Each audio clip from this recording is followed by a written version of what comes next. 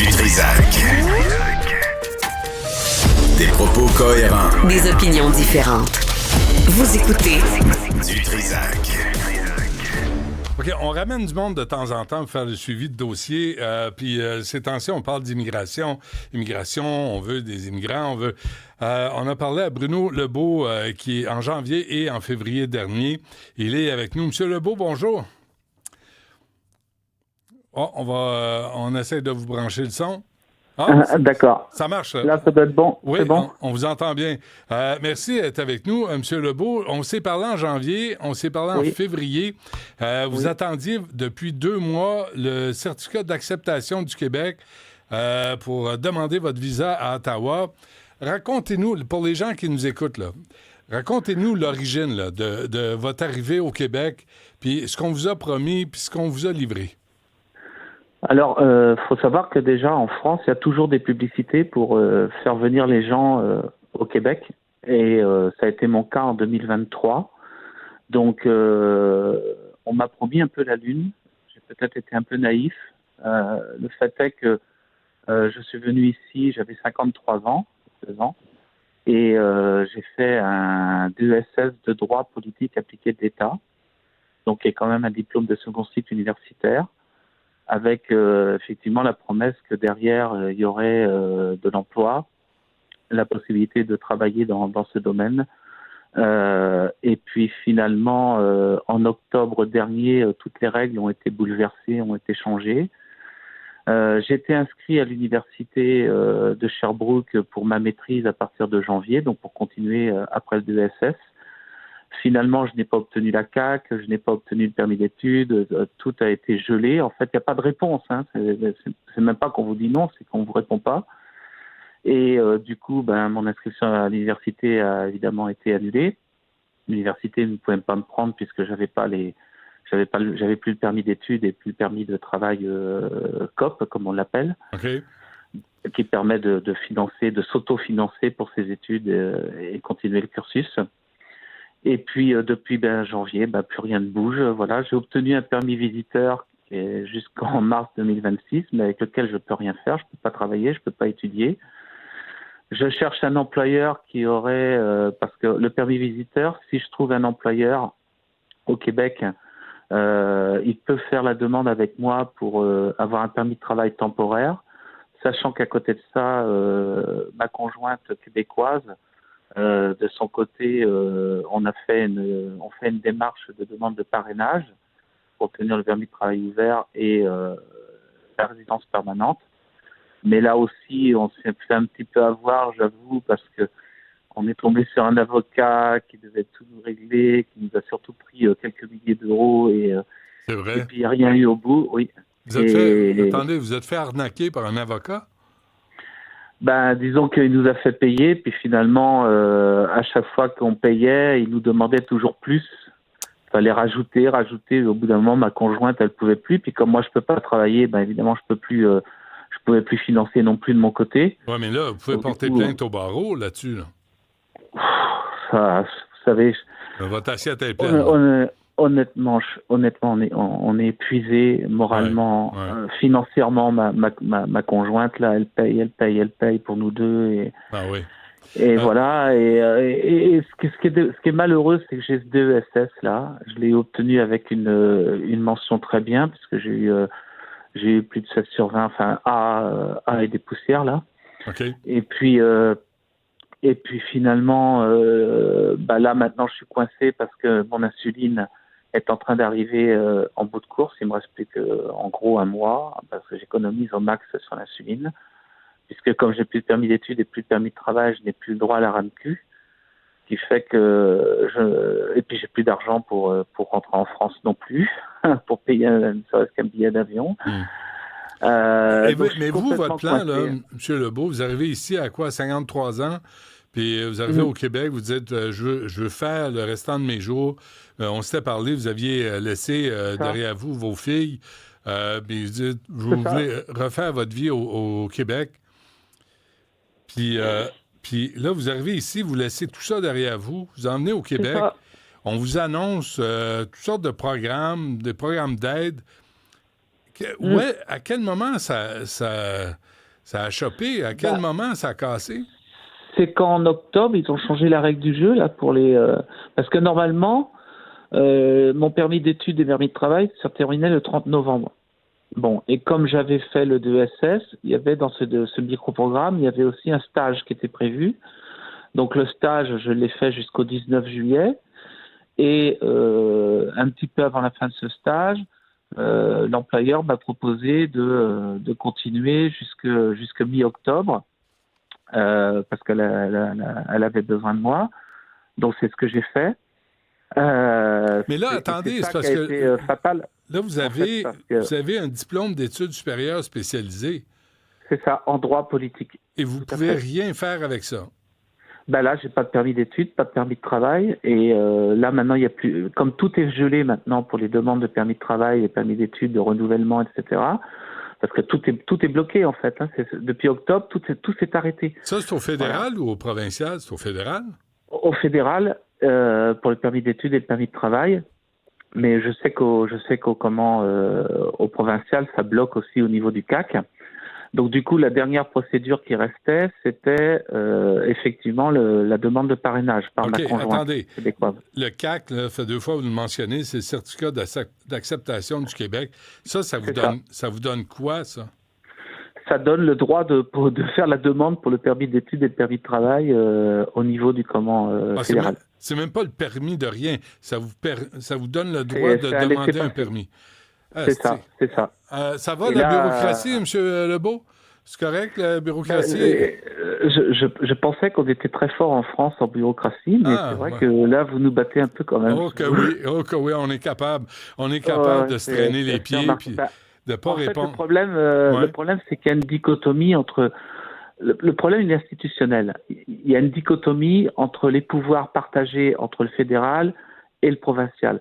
C'est vrai que le plus cohérent, ce serait que les provinces gèrent elles-mêmes leur propre immigration de façon à rendre la chose cohérente et qui répondrait aux nécessités des politiques publiques mises en place par chaque province.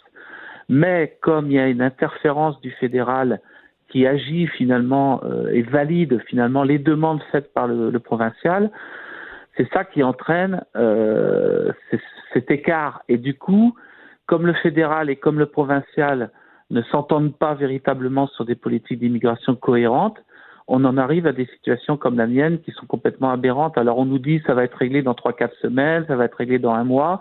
Donc on traîne. En attendant, on nous fait un permis visiteur le temps que se débloque la demande de permis de travail et permis d'études. Finalement, au printemps, on nous a clairement dit que tout était bloqué, tout était gelé, et d'autant plus avec le processus électoral. Alors là, il n'y a plus rien qui bouge. Ouais. Ce qui fait que je suis avec un permis visiteur, je ne peux plus avoir d'insuline. Et là, c'est un problème grave parce que sans insuline, un diabète de type 1, c'est problématique. D'ailleurs, vous avez pu voir que j'ai un peu maigri parce qu'en fait, comme j'économise mon insuline, du coup, j'en consomme moins, donc je suis quand même beaucoup plus en hyperglycémie. Et je peux plus rentrer en France parce que comme j'attendais, parce que comme on me disait ça va se débloquer, puis que ça se débloque jamais, j'ai épuisé mes économies. Ma conjointe, c'est pareil, elle a épuisé ses économies aussi parce que il y a une histoire d'avocat aussi, et voilà. Et là, je peux plus rentrer en France et je peux plus prendre d'insuline ici, donc. On joue avec la vie des gens, M. Lebeau. Diriez-vous qu'on joue avec la vie des gens? Parce que vous n'êtes pas le seul dans votre cas. La dernière fois, on s'est parlé, là, on a sorti plein d'exemples, surtout des Français. Les Français qu'on maltraite au Québec. Là, on vous maltraite. Vraiment. Et là, dans mon cas, oui, on joue avec ma vie parce qu'effectivement, je n'ai plus les moyens de rentrer en France. Je ne peux plus me payer un billet d'avion. Ma conjointe ne peut plus non plus parce que on a dépensé beaucoup d'argent aussi, des milliers de dollars qui sont partis comme ça aussi, pour des procédures qui n'aboutissent nulle part et qui mènent à rien. Ouais. Et puis, regrettez-vous d'être venu au Québec? Non, parce que j'ai rencontré ma conjointe. En ce sens-là, ça a quand même été quelque chose de formidable. Et puis je regrette pas non plus le cursus universitaire que j'ai fait parce que c'est vrai qu'à 53, 54 ans, décrocher un diplôme de droit en second cycle universitaire, c'était quand même un sacré défi et je l'ai relevé et j'ai fini avec A. Donc, Ouais, bravo. donc je suis heureux de ça. Je me suis prouvé quelque chose à moi-même. Ouais. Et ce qui est malheureux, là... c'est qu'aujourd'hui, on est complètement bloqué et que je sais même. Là, je suis dans l'impasse totale. Il faut que je trouve un employeur. Soit faut que je trouve un employeur qui Regardez, me M. Lebeau, attendez-moi là. Attendez-moi. M. Lebeau, là, vous avez votre DES, le diplôme d'études. Ouais, DSSS. Là, c'est l'appel. Là, prenez le temps de le faire. Je vous donne les ondes. Là. Prenez le temps de le faire. Vous cherchez un employeur. Vous avez du cœur au ventre. Vous avez une formation universitaire. Et vous cherchez dans quel domaine. Et s'il y a des gens qui veulent vous engager, on donnera vos coordonnées ou sur Facebook comment vous retracer. Alors, en fait, moi, j'ai donc la DSS de droit politique ici, à l'Université de Sherbrooke. J'avais une licence en sociologie. Licence, c'est l'équivalent du baccalauréat ici, en France, en sociologie politique. J'ai travaillé dans les services commerciaux, j'ai travaillé dans les services clientèle. J'ai une grosse expérience aussi pour tout ce qui est chargé de mission culturelle, puisque j'ai travaillé sur des projets comme des festivals, des choses comme ça. J'ai une expérience administrative, évidemment. Enfin, mon CV est clair, quoi. Je veux dire, j'ai vraiment une très grosse expérience professionnelle. J'ai travaillé aussi avec des élus, des hommes politiques, hein, Philippe Seguin, quand même. Georges Frêche, etc., okay. Qui étaient quand même des gens de haut niveau et auprès de qui j'étais chargé de mission. Mais vous ne demandez pas la charité, là.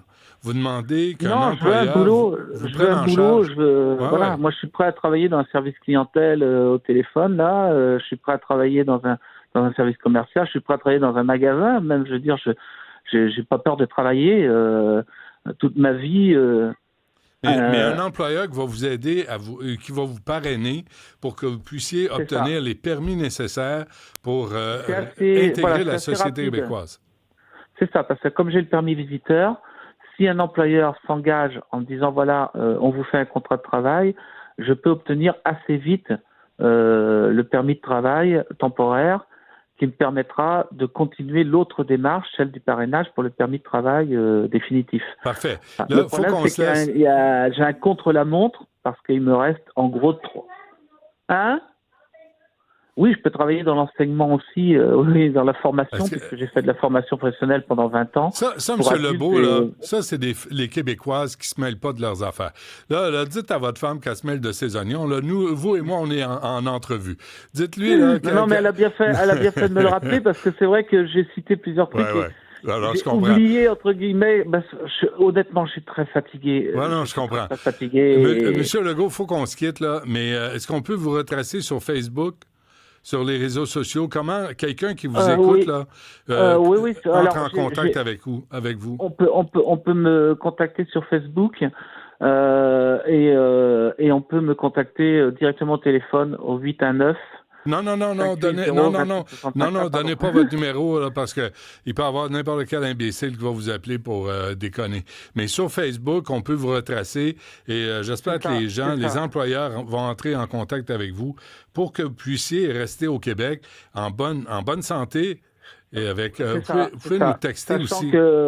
Sachant que j'ai cette épée de Damoclès là aussi. Je comprends ça. Parce que c'est mon insuline, quoi. C'est le problème, c'est que je peux plus avoir d'insuline. Je comprends. Et la boîte, c'est $554 la boîte. Non, je le sais. Impossible. Je le sais. M. Lebeau, aussi, Stéphanie va donner les coordonnées ici. Et les gens sérieux, on pourra les mettre en contact avec vous. D'accord. Pour vous trouver un emploi et un employeur. Je vous remercie parce que là, honnêtement, Non, mais gardez espoir. Gardez espoir. Vous avez du courage. Saluez votre conjointe de ma part. Puis s'il y a autre chose, n'hésitez pas. Faites-nous le savoir. Et nous, de notre côté, on va vraiment essayer de vous mettre en contact avec un employeur pour qu'on serve à quelque chose. Très bien? Oui. Bon, merci, lâchez pas. Merci beaucoup. Bon courage, M. Lebeau. Merci à vous. Au revoir. Au revoir. Merci, Stéphanie. M. Jacques. Merci, au revoir. Stéphanie, les gens, un employeur qui écoute, là. Ouais. M. Lebeau, je pense, il est dans quelle région, Cybèle? En région de Sherbrooke, je me trompe-tu? Les employeurs sérieux là, qui veulent aider M. Lebeau, Ils peuvent aussi nous laisser vos coordonnées, puis on va les transmettre à M. Lebeau, puis on va vous mettre en contact. Moi, là, être employeur, j'écoute ce monsieur-là qui est sérieux, qui vient pas là pour niaiser, il vient pas là pour faire des manifestations, pour nous écœurer. Il vient là pour contribuer à la société québécoise, puis on fait tout pour le repousser. Alors, donne les coordonnées, puis on le fera tout le long de l'émission jusqu'à 14 h. Oui. Donc, 1-877-827-2346. Écrivez-moi par texto. Je vais vous donner les informations. Courriel studio@commercial-cube.radio. On l'a vu, c'est quelqu'un d'éduqué, qui a du cœur au ventre. Il veut juste travailler. Donc, vous pouvez faire un petit bout de chemin, lui donner un coup de pouce. Donc, n'hésitez pas à nous écrire. Je vais vous envoyer ses coordonnées sans problème.